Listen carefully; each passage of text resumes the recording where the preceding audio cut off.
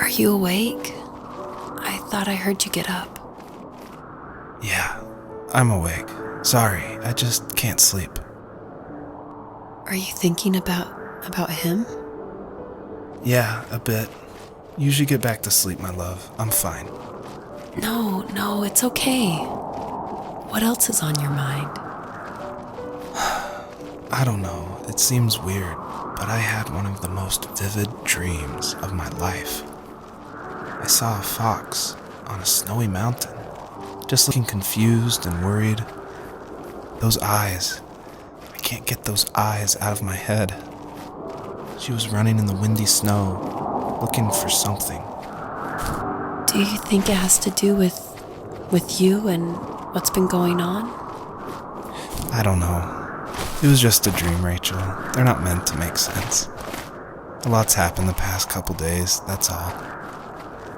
Well, if you're not going to sleep anyway, you should tell me. I want to hear. All right.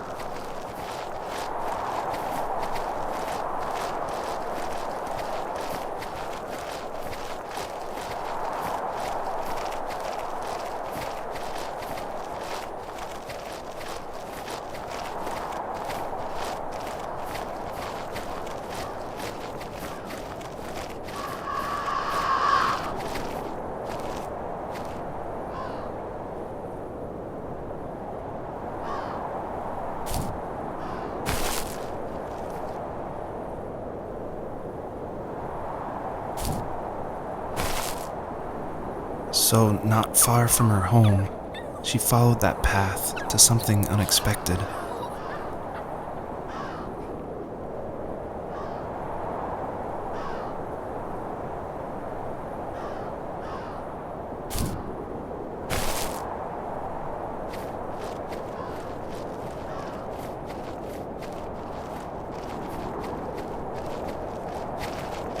She couldn't stay, though.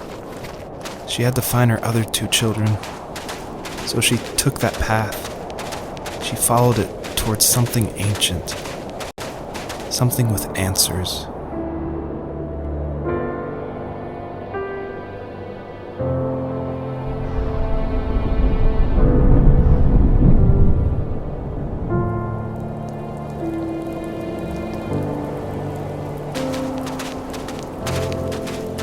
The fox looked high and low, searching for any sign of her cubs.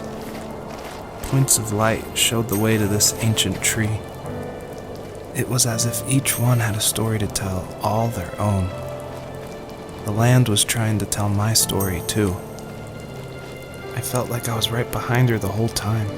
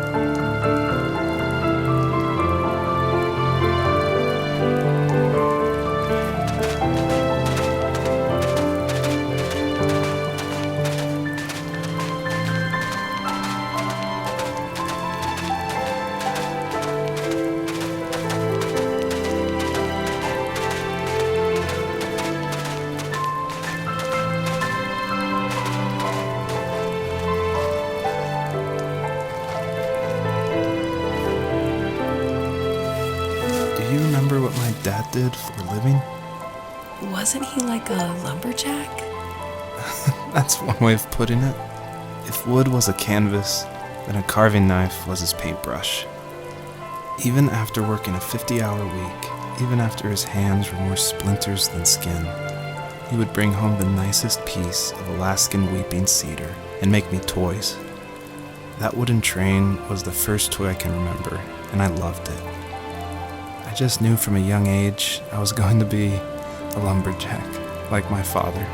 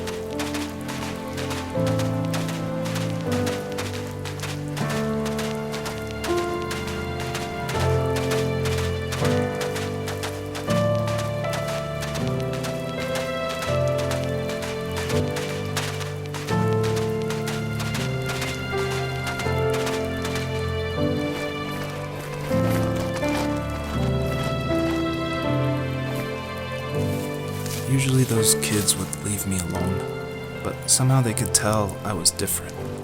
They made fun of how far away I lived. They called my dad a sourdough. I was a blabbermouth as a kid, telling my dad stories I made up for hours. But after that show and tell, I didn't tell him much anymore. He didn't know exactly what was wrong, but his best guess was that the toys he carved weren't cool enough.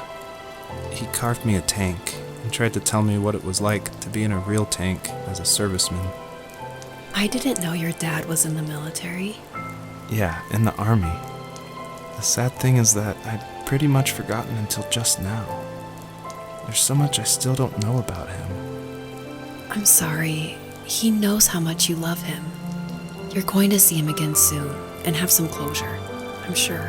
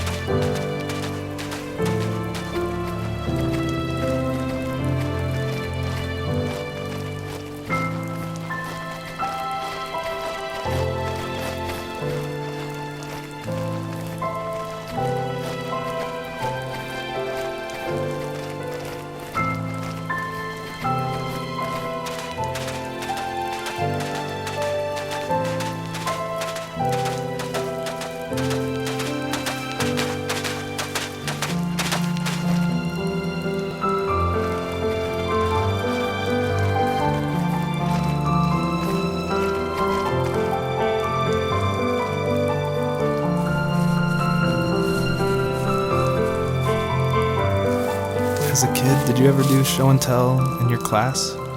Yeah, I think I only did it once, when I was in the 4th grade. You know how my life was around then.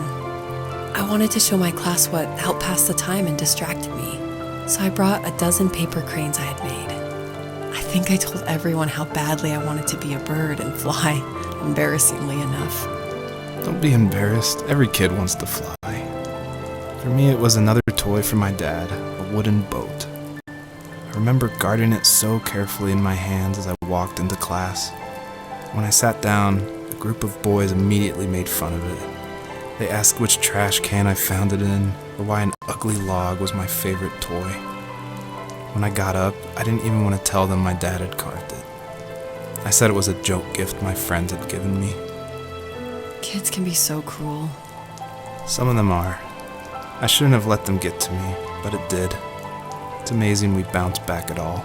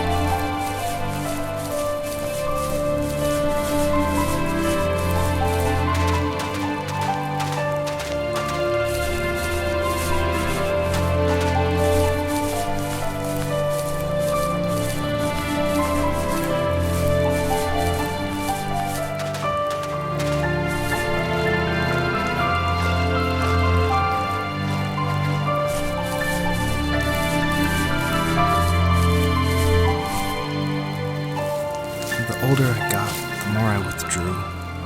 I asked myself, why talk to anybody anyway? Why bother when I'm happy by myself? I started drawing a lot, mostly animals I saw in the woods by my home. I then imagined designing my own hideouts with things like TVs and pantries full of chips and cookies. I think that idea of leaving home and drawing blueprints started my career. I found a lot of solace in that. I'm not surprised, but I did the same thing, you know? There is something special about having a place to call your own. And now look at us.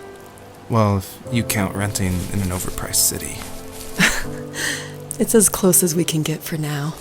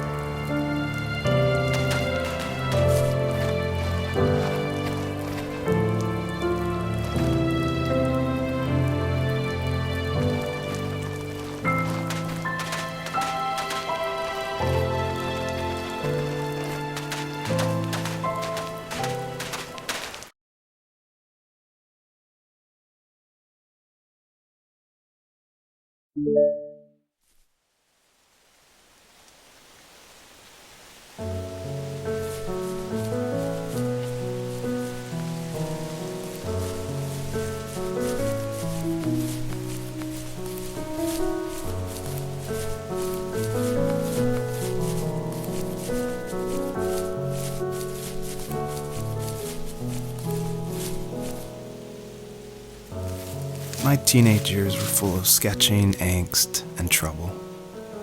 I wasn't popular or unpopular. Maybe just forgettable. I guess that gave me a sense of freedom, so I hung out with crazy kids, doing crazy things, even though I mostly just watched the chaos ensue. We did it all. Put fireworks in mailboxes, hide roadkill in people's garages, break windows of the barber shop in Anchorage. My dad was furious, but he was so busy working he couldn't do much to stop me from going out. I think being an adult means there's no one to stop you making hard decisions. He had to make a living, and he couldn't be in two places at once. Yeah, I realize that now. But at the time, I was sure he was more interested in growing his business than what was going on with me.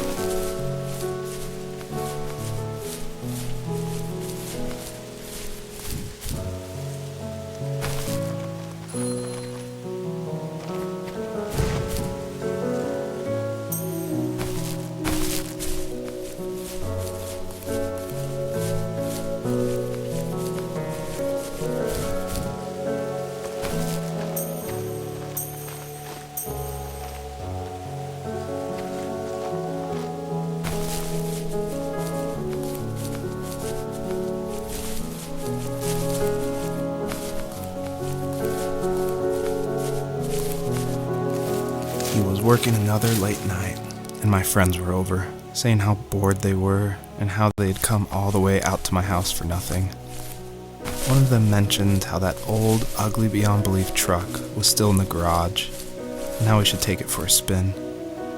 I was only 15, so I kind of fought it for a while. The next thing I knew, we were careening around the mountain path, rocks spitting onto the sides of the cliff, while my dad's cringeworthy bluegrass blared out the speakers.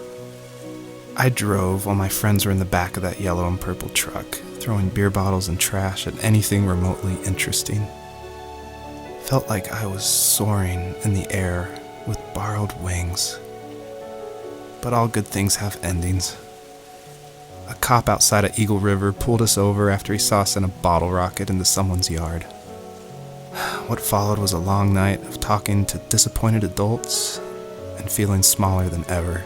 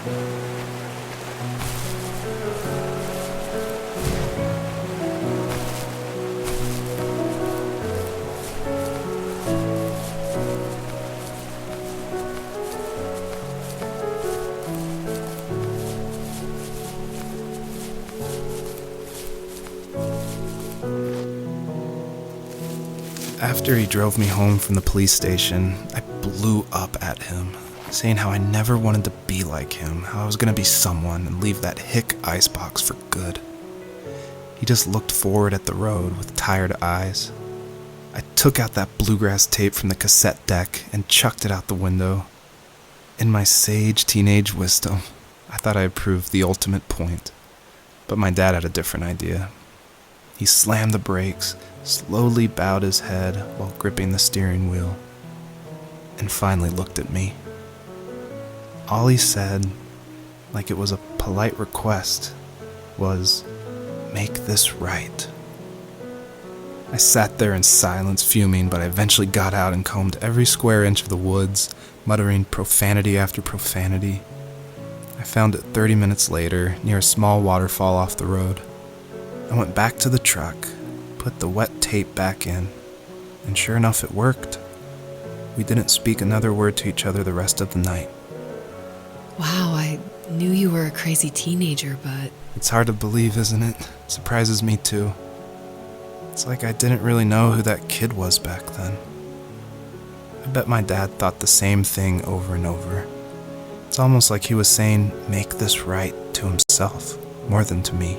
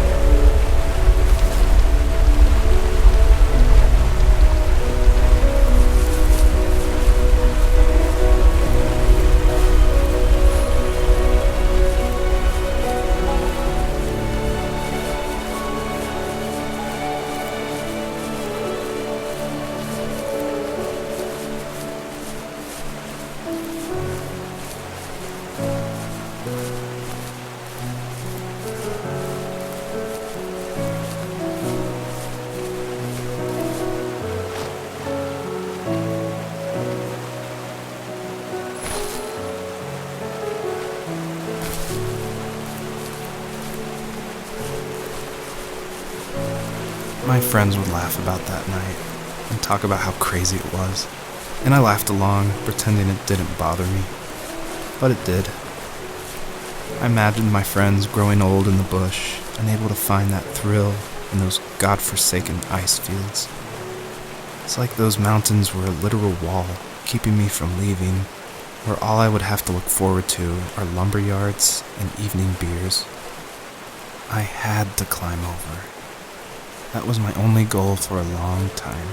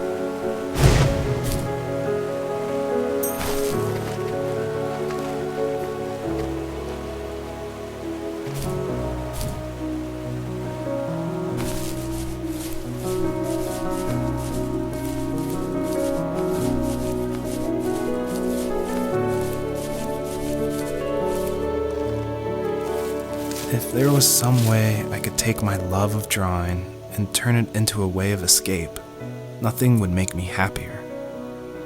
I wanted to create instead of tearing trees down. I wanted to move to the lower 48, not because I hated it there in Alaska, but I hated the idea of it. It's like all of that spite inside me had created this monster which followed me around my whole teenage years. I put so much energy into doing what others didn't expect of me. Why did I do that? There's one fact you're forgetting, though. If you didn't have that fire in you, we probably would have never met. You're absolutely right. Maybe the destination is all that matters in the end. But then why am I awake? Why am I seeing this fox go on her journey? And why can't I stop thinking about my dad?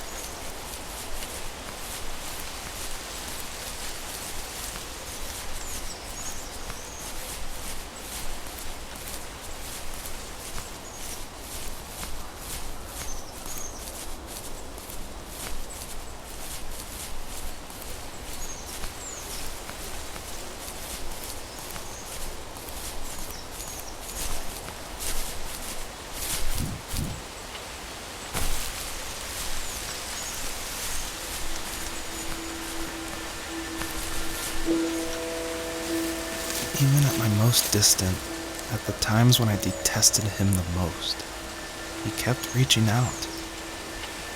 For a year straight, he asked me every week when we were going camping. I thought he was just dense. Eventually, to shut him up, I agreed. We carried out the worn lawn chairs from the garage and set up a cinder block campfire at the site we'd always used behind the house.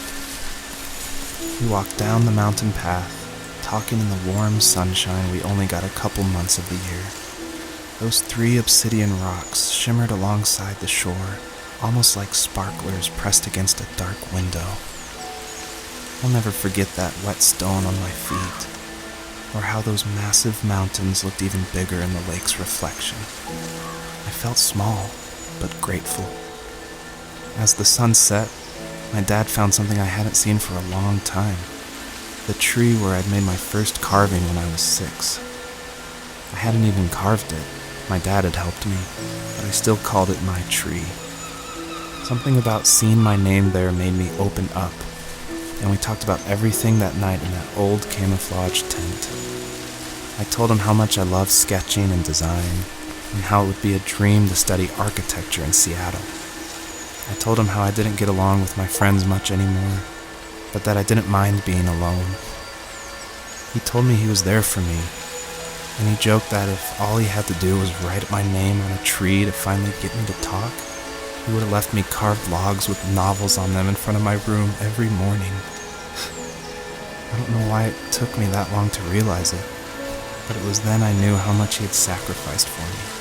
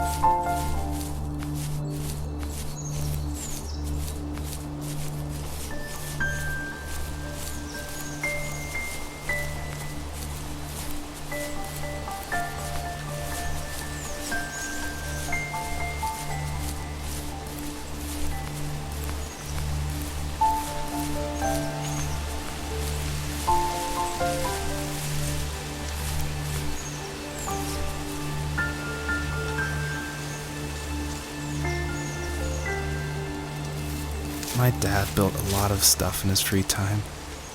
If he wasn't watching fly fishing or reading Tom Clancy novels, he was carving something. He made tons of birdhouses. Not that he was into bird watching, but I think he really missed working and adding on to the home. If he couldn't afford the time to build onto our own house, he would have to settle with watching birds move into their little homes. We kept an old mattress in the bed of that ugly yellow truck. so we would drive it deep into the woods and then watch the birds fly into their houses while the sun set. Usually it was accompanied by venison jerky or a cold Coke, but not a lot of talking, which is how we both liked it.